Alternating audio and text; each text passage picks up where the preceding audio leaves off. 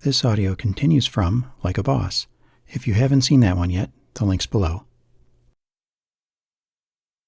If you like this audio, please consider leaving a comment, even if it's just an emoji, to help grow the channel. Thanks. And let's set the scene. It's been a couple of weeks since the meeting that you suspected would be the worst of your life, that ended up being one of the best things to ever happen to you. This mob boss saw through the bribe his underling tried to set up.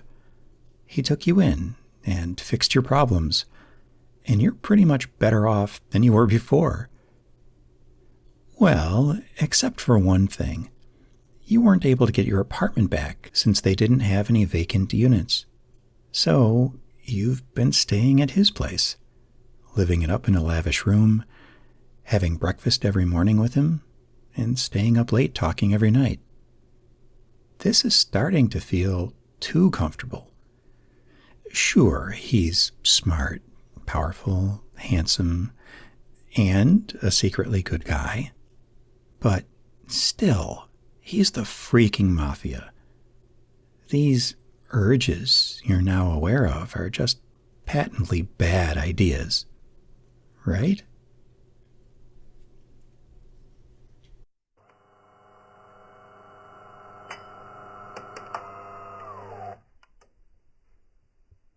Hey, good morning.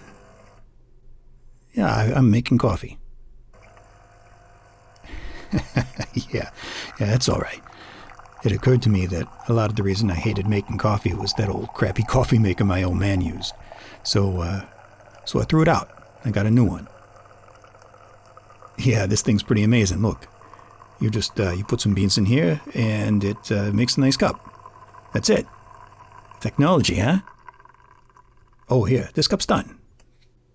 Oh, sure. So, you got your first day of classes today, right? You happy to get back? Oh, really? Strategic planning day. Well, I'm glad you found out before you got all the way over there. You can, hang out with me for a bit if you want. Oh, yeah. As it turns out, the ship inspection I was going to go do can't be done because the ship hasn't cleared customs yet. And the appointment after that just canceled because the person's mom is in the hospital. So I just sent them some flowers. So I gave myself off until afternoon. Right, being the boss has its privileges sometimes, but not often. Well, you're probably going to look for an apartment today then, right? I figured. I'm sorry that piece of crap landlord didn't have any unoccupied units to give you. And they just had to give you the cash settlement. I didn't tell you before this, but I did go check them out myself and make sure they weren't pulling a fast one. Yeah, they were telling the truth. They have no apartments left to give you. And the next lease opening up is months away. They'd have been kicking somebody else out, so I negotiated that settlement for you. I knew you wouldn't want me to do it, but they were literally breaking the law, so the only penalty would have been a couple months' rent in your lease agreement, and you would have been, still in a rough place. So I felt it was inadequate, and I convinced them to give you more. I didn't want you to feel like I was meddling too much at the time, so I didn't tell you. No, stop. You'll be happy to know I used my legal background and not my, well, you know. Okay, I'm glad that makes you happy. Huh. Oh, well, I was just thinking that it's funny that Sal, in a very roundabout way and purely unintentionally, he did fix your problems. Yeah.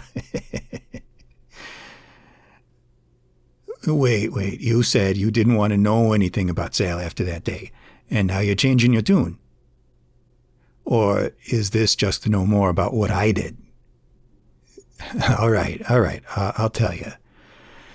I fired him. Yeah, that's all I directly did with him. Yeah, you're a sharp one. You caught that. Right, directly. So I also let slip a bit of info. Old friends in the triads. Sal was who hurt one of their guys some months ago. Okay. So you know how people who I work with tend to be from a certain ethnic background? Okay. So the triads are in the same business, but their guys are Chinese. You see? Okay. So, like I said, some months ago, Sale got into it randomly with some triad guy in the street, ended up hurting him, and the guy didn't make it. And we were trying to prevent violence, so I made up some stories and covered for Sal and showed it wasn't him. So all I did, I just gave the triads the real deal. I told them new info came to light when we kicked him out. No, they got him. And then they called me and wanted to know what my response was, And they said they considered the matter closed, that justice was served. And I told them that he wasn't with us anymore, and there was no problem from my view. So that's that. You don't seem too upset. Well, no, don't feel bad about that. Like I told you back then, Sal wasn't a good guy. That shit was just the tip of the iceberg that you knew about. Like my old man, the world's a better place without him in it. I guess you're totally starting over now. You don't have to worry about Sal ever finding you or nothing like that, so this whole chapter in your life can end when you can find a new apartment, right? Yeah. I know, someone like you doesn't belong here, right? No, to be clear, I've enjoyed your company, probably more than I should have. But let's be honest. Now that you got your life back on track, staying in this place only represents risk. Am I right? Yeah. Until you find an apartment, you're welcome to stay. And you should try to do so soon. Though, while it'd be bad for you, I find myself being an asshole and hoping it takes you a while. Yeah. You're something. Like nothing I've seen before, really. But, I'm poisoned for your life, aren't I? Oh, sure, I helped you with some stuff, but we know, eventually, the shit pile I'm king of will surely creep into your life, right? No, don't say that. That's just wishful thinking. But I don't mind telling you, if things were a little different, if it was a few years from now and the ship was sailing straight and legit and I could leave, I wouldn't be kicking you out.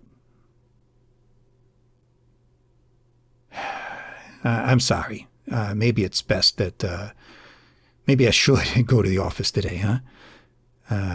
If you need some food, just order whatever you want, okay? Good. Maybe I'll see you tonight for wine time, right? Okay, later. What's that now? Oh, sure. I can call Johnny to come take you to the store. I already told him I got a guest for a bit and to keep it quiet. You see, I figured he might see you when he picked me up, so I told him preemptively. He's a good guy. You can trust him. He'll take care of you. Clothes for work, huh? Okay, yeah. He'll take you there. You got enough money, though. Well, I'll ask Johnny to stay with you at the store, and if there's something you think would be nice that you don't have cash for, Johnny will cover it for you, okay? Look, it's no big deal. Really, forget about it. I already told you I got nothing to spend my money on, but, good wine and you're really close.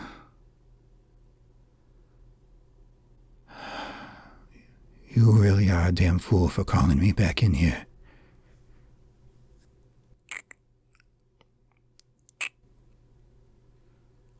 Holy shit.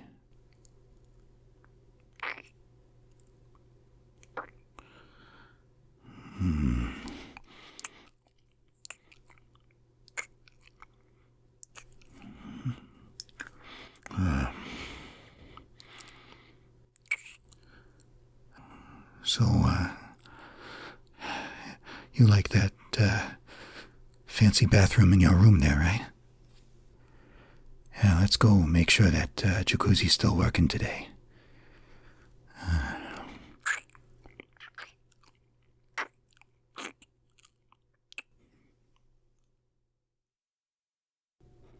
This story will be continued.